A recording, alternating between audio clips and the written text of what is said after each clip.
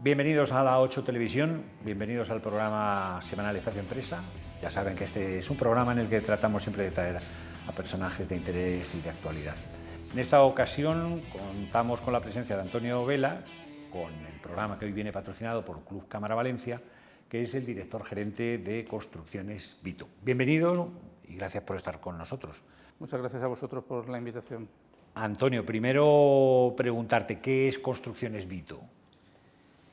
¿Qué es Construcciones Vito? Por resumirlo y hacerlo, yo creo, entendible a la audiencia, diría que es una empresa más constructora un poquito a la antigua usanza, en el sentido de que somos una empresa con muchos medios propios, que creemos firmemente en el valor de las familias que llevamos detrás, que muchas de ellas llevan muchísimos años con Víctor.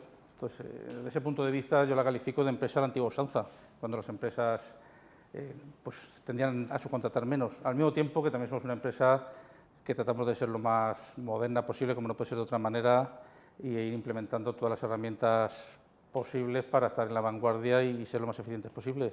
Ser una empresa constructora, hay muchas. ¿Por qué contratar a Vito y no a otra? Pregunto. Bueno, pues seguro que hay muchas opciones tan válidas como nosotros en el sector, segurísimo. Al final somos efectivamente muchísimas las empresas que tratamos de prestar el mejor servicio que podemos y no tenemos la exclusividad en nada.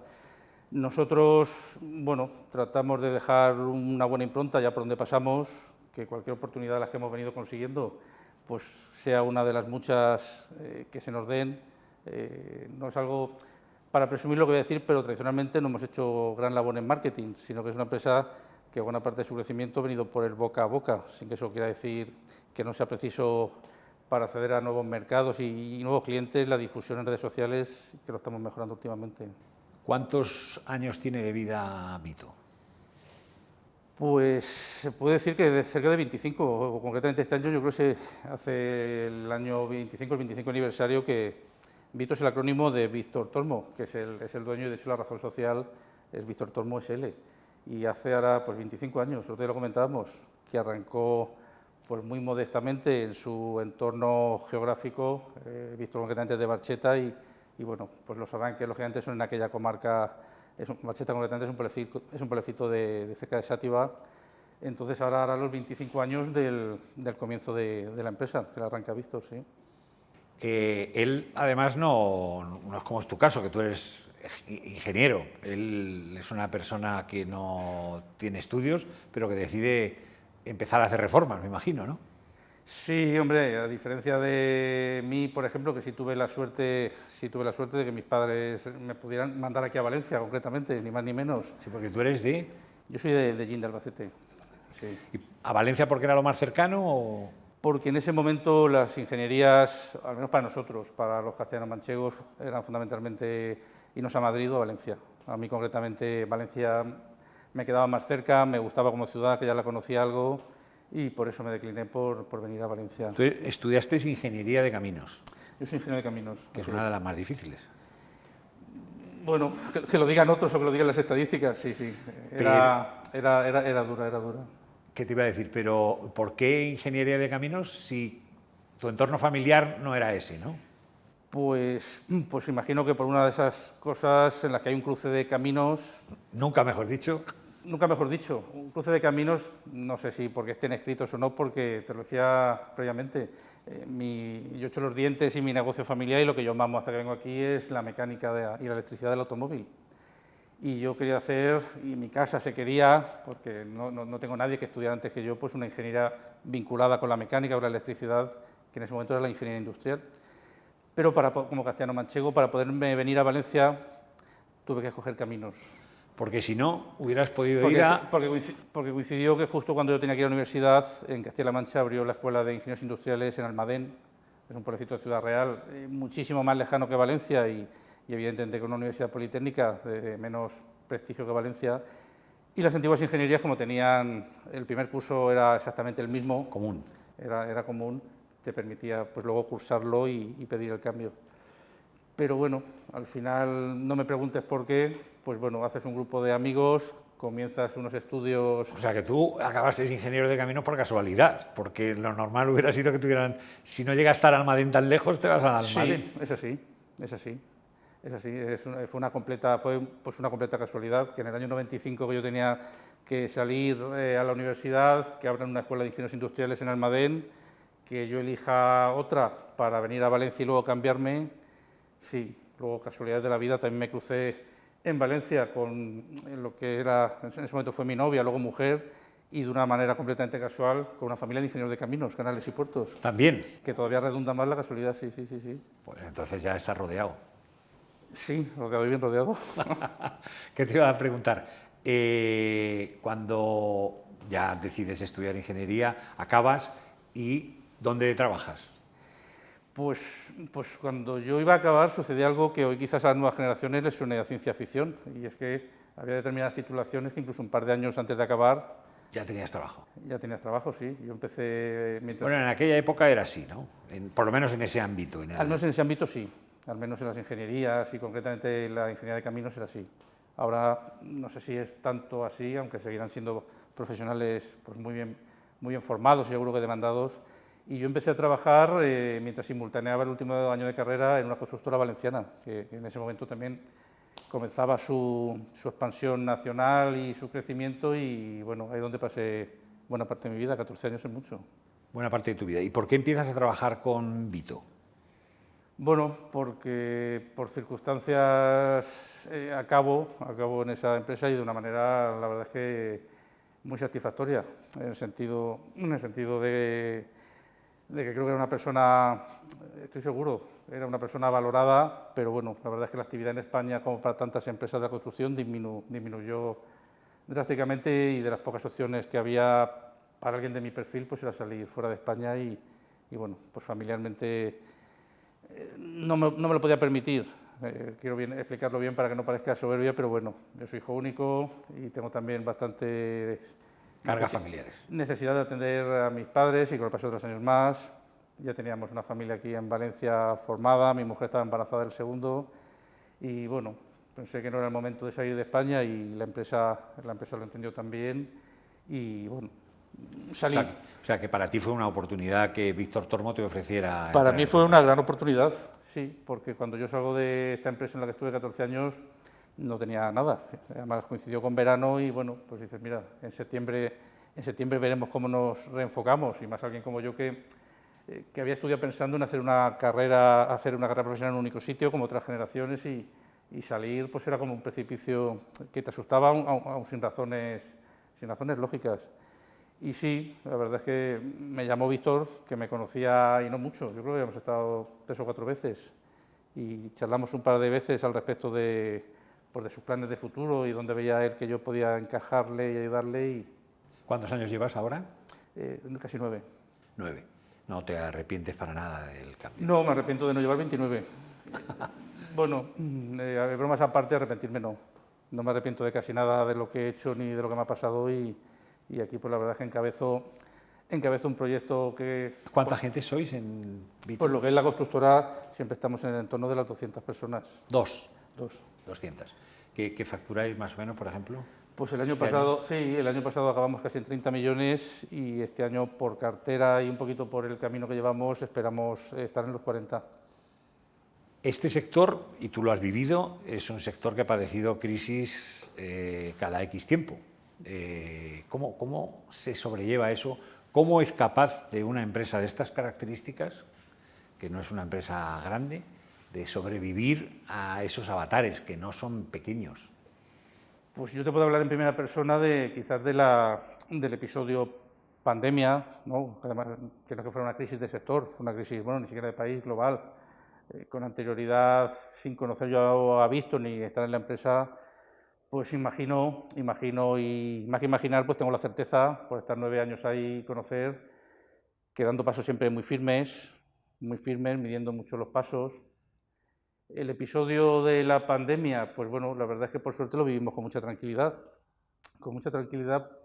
posiblemente por tener una tesorería bastante saneada, y se trabaja mucho porque así lo sea, porque tenemos muy diversificados los clientes, y no de manera casual, sino con una estructura y un plan de negocio bastante trazado, que nos hace esforzarnos mucho, porque facturar lo que facturamos de una manera muy atomizada y en distintas líneas de negocio te obliga a ser lo mejor posible en distintos campos, pero bueno, sucede un episodio como el de 2020 y no tienes los temores de que se te caiga un 80% de tu facturación de golpe, si así es como tienes a lo mejor tu facturación muy concentrada. Y de hecho, pues la verdad es que yo diría, y ahora con la perspectiva que va para 4 años, ha pasado 4 años, que nos ha hecho incluso más fuertes. Nos permitió esos días en los que nos dieron el cerrojazo en casa, nos permitió incluso pararnos a pensar y aterrizar pues muchas cosas que llevamos en la cabeza o en libreta en sucio, y nunca parece que encontraba uno el tiempo de todos, tanto el dueño Víctor como los que formamos la dirección de la empresa, de ponerlos en común, aterrizarlo. Y en ese sentido te diría que incluso nos sirvió para mejorar ese episodio. Entonces, yo entiendo que es la diversificación. Vosotros tenéis clientes de carácter público y clientes de carácter privado. Y ahí es donde está, en ese mejunje, en el saber conjugarlo. Porque, por ejemplo, en la época de la crisis, tener clientes públicos era lo peor. Sin embargo, me imagino que en la época de la pandemia, tener clientes privados era lo peor porque no te iban a poder pagar. Pues seguramente no hay una única, no hay un perfil único ni para el cliente privado. Para el cliente público sí más, porque sí que se rige más por unas reglas más comunes, por la ley de contratos. Sí, pero te pueden llegar a pagar en... Sí, yo en épocas anteriores a venir con Víctor, a mí se me olvidaba hasta asomarme al programa de gestión a ver si nos habían pagado. De hecho, en la empresa en la que yo estuve muchos años, como os decía, que fue siempre una empresa muy, muy bien gestionada y por eso perdura y es una empresa hoy referencia. Yo que llevaba buena parte de la cartera de nuestras obras, de algunos entes autonómicos, arrastrábamos años, y fueron los fondos de liquidez que luego se decretaron los que sirvieron para poner un poquito al día aquello. La diversificación es compleja, es un camino tortuoso, por lo que decía, porque obliga a manejar distintas reglas del juego. El cliente privado, pues bueno, al final llevas a un contrato aquellas cláusulas que estableces de común acuerdo y que no sobrepasen los límites del Código Civil y poco más.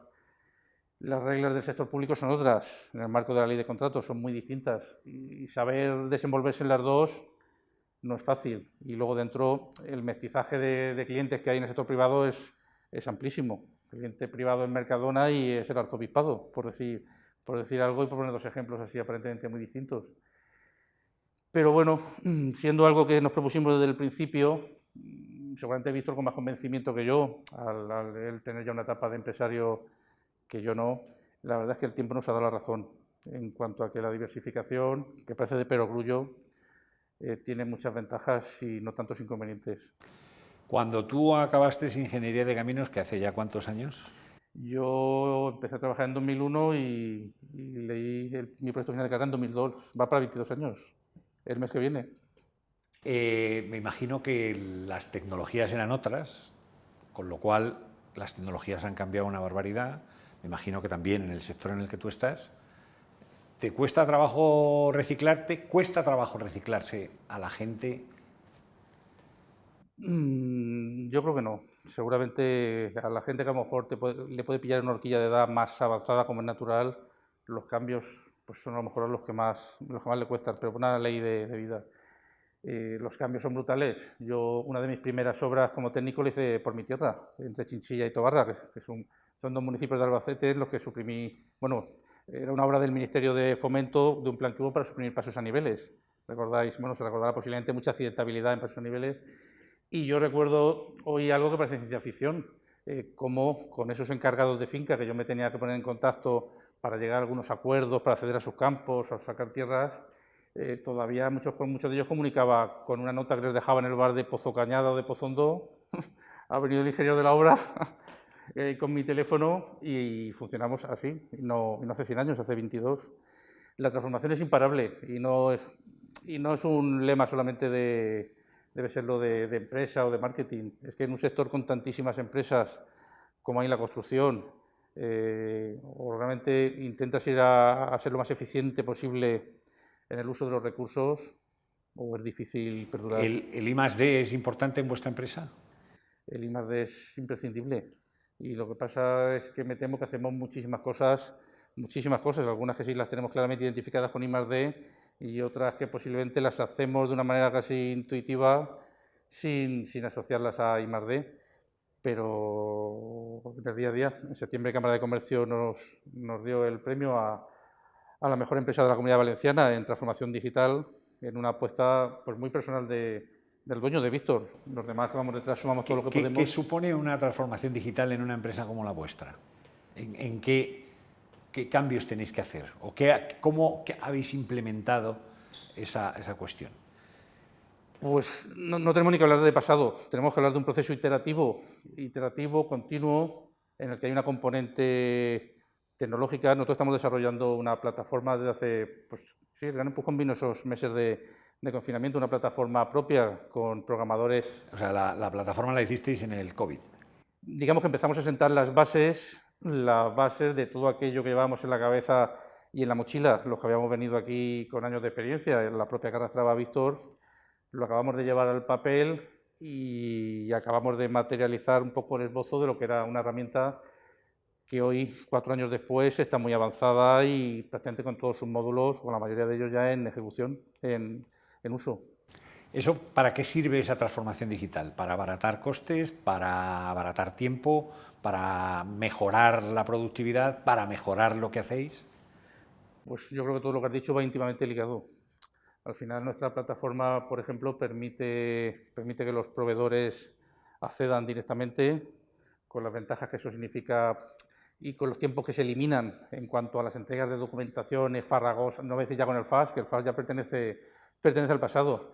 Los clientes nuestros, cuando sí lo quieren, fundamentalmente en el plano privado, pueden entrar a sus proyectos en tiempo real, pueden ver el avance de sus obras cuando es el caso de algún inversor que físicamente no está en las proximidades de la obra.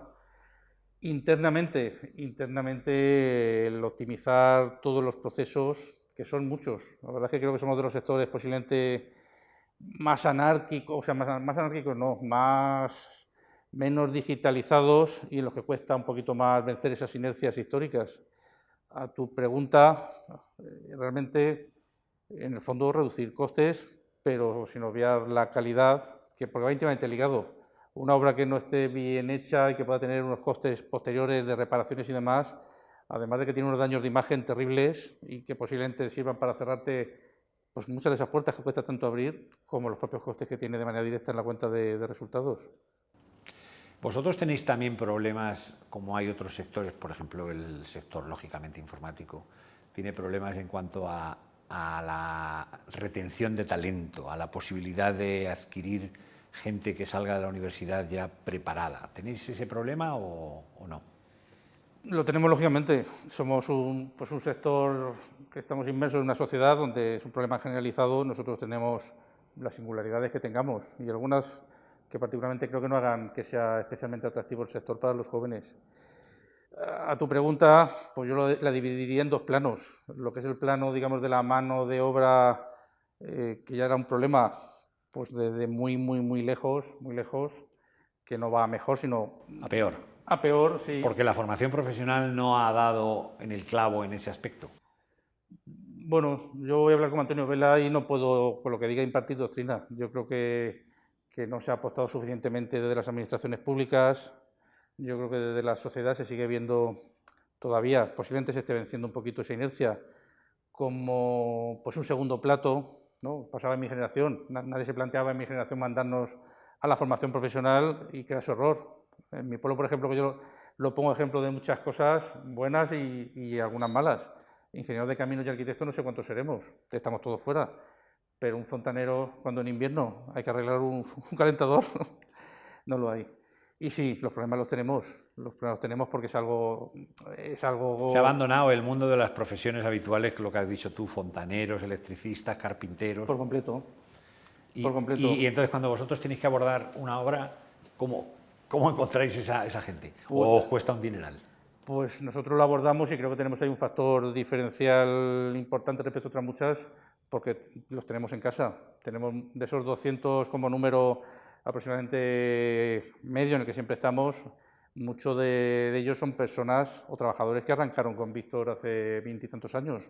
Son hoy oficiales en el entorno de los 50. Pero esos se te van a jubilar pronto.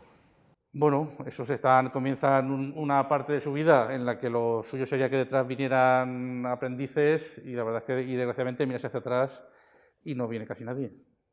Entonces lo resolvemos de esa manera porque funcionamos con muchos recursos propios. Si no, hay muchas obras que hacemos y que podemos atender, que si no fuese de esa manera, salir al mercado como tradicionalmente se hacía, buscar subcontratistas y demás, sería impensable para mí hoy en día. Esa es en la parte, por decirlo así, de lo que es mano de obra de oficiales y de cosas de este tipo. Sí. ¿En los superiores tenéis también ese problema? Diría que el mismo y cada vez más acusado. Sí, sorprendentemente, sí. Muchísimos problemas en los procesos de selección, cuando a través de las plataformas que las hay para tal, o para ese uso como Infojobs, o a través de alguna consultora, perfiles que demandamos que no son excesivamente exigentes, a sabiendas de que no puede ser muy exigente, cuesta muchísimo cubrirlos, muchísimo. Hay muchísimas empresas que han tomado la determinación de montar cursos de formación profesional propios. ¿Está eso en vuestros objetivos? Estamos en ello. Estamos ahora, por ejemplo, hace unos meses hemos incorporado gente de formación profesional con un convenio que firmamos con una escuela de formación profesional de aquí de Valencia, con el ánimo con el ánimo natural y obvio, de acabar de formar esos profesionales y que puedan engranarse en la empresa aquellos que así quieran. ¿Cómo ves el futuro del sector primero y después de Vito? ¿Hacia dónde crees? Porque ahora, por ejemplo, en los últimos tiempos, vosotros construís edificios públicos, ¿hacéis viviendas también? Sí. Para privados, ¿no? Sí. Ahora, hace unos años, como tú bien sabes, hubo una gran crisis, sobraban viviendas y ahora faltan. O a lo mejor faltan en los sitios en los que tienen que estar, porque antes se construyeron en donde no estaban. No sé cuál es el problema. Bueno, ¿de dónde veo el sector? La pregunta es complicada. La pregunta es complicada y seguro, y en casas como esta, pues hay personas que tienen una visión más amplia que yo. El futuro, bueno, yo creo que es un sector imprescindible para la sociedad. Hay muchos datos económicos que así ratifican que un euro en inversión pública, por ejemplo, el retorno que tiene vía impuestos y vía creación de empleos directos, ahí están los datos, que otros los expondrían mejor que yo. Nosotros, pues yo creo que seguiremos creciendo con esa serenidad y análisis lo más equilibrado posible de riesgos y demás que siempre hemos tenido. Y sobre lo que dices de la vivienda, bueno, pues te volvería a contestar, no soy la persona más docta en la materia, pero es que hay cuestiones que no son tampoco de premio Nobel. Al final hay sitios con muchísimo suelo que no hay una razón de ser que el suelo sea caro. Entonces, bueno, imagino que si algún día se toman las medidas adecuadas y ciertas materias que yo creo que deberían de ser más de ámbito nacional o al menos supramunicipal, para evitar un poco estar al albur de 4 años de X, 4 años de Y. No hay razón de ser para que en mi pueblo, yo siempre muchas veces me voy a mi pueblo, que es un término municipal de los más grandes de España, no hay razón para que en su momento... No haya viviendas. Bueno, en su momento, en aquellos años de la locura, también la vivienda fuera cara. No hay una razón lógica. Antonio, estamos acabando nuestro tiempo y siempre acabamos preguntándole a nuestro interlocutor, al entrevistado, que nos diga una canción y estará sonando de fondo. ¿Y por qué? ¿Por qué escoges esa canción? Bueno, pues he escogido una de OBK, El cielo no entiende. ¿Por qué? Pues bueno, porque me recuerda... Porque el cielo no entiende. Porque el cielo no entiende. El cielo... Bueno, a veces piensa uno que no entiende el cielo. No, porque bueno, obedece a una etapa de mi vida que la considero muy feliz, que es mi etapa en Valencia, en la que ya estaba acabando mi carrera. Estaba ya también en relación con mi entonces novia hoy mujer, que también en cuanto a los gustos musicales coincidimos en este caso con OBK. Con OBK y bueno, pues oye, me pareció oportuno esta canción y este grupo. Pues muchas gracias, Antonio. Ha sido un placer contar con tu presencia y el que estés aquí con nosotros. A vosotros agradecido. Muchas gracias. Y muchas gracias a todos ustedes por contar con nosotros aquí en la 8 Mediterráneo, Espacio Empresa. Hasta pronto.